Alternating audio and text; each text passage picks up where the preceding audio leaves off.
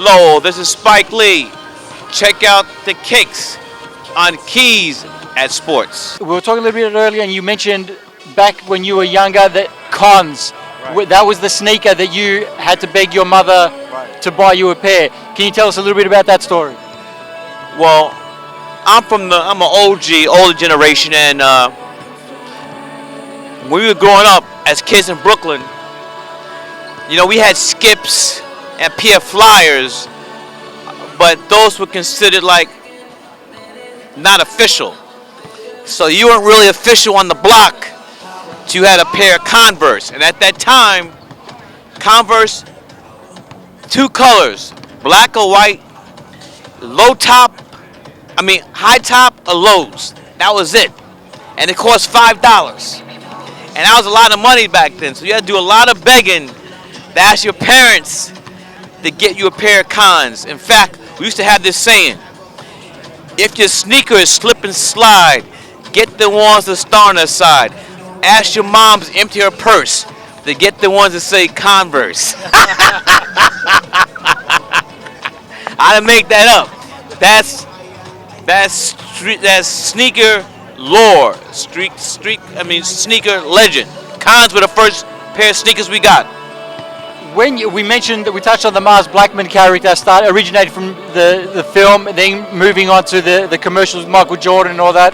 Did you ever think that would become such an iconic character down the line, and so many kids that some of them may never have even heard of the original film, but know the character, they know Michael Jordan, they know all about the sneaker? Well, the character I played in She's a Have his name was Mars Blackman, and I'm not really an actor. The only reason I was in the film because we didn't have the budget to pay for anybody else. And at that time, Michael Jordan was blowing up. I started following him at UNC. At that time, I was a huge Georgetown fan. Patrick Ewing and Patrick hit that shot.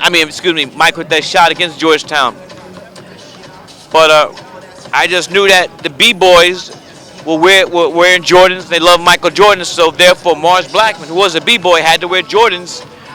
And two men who I'll be forever in their debt, Bill Davenport and Jim Riswell, who worked at an advertising agency. Riswell worked at the advertising agency at Nike, White and Kennedy.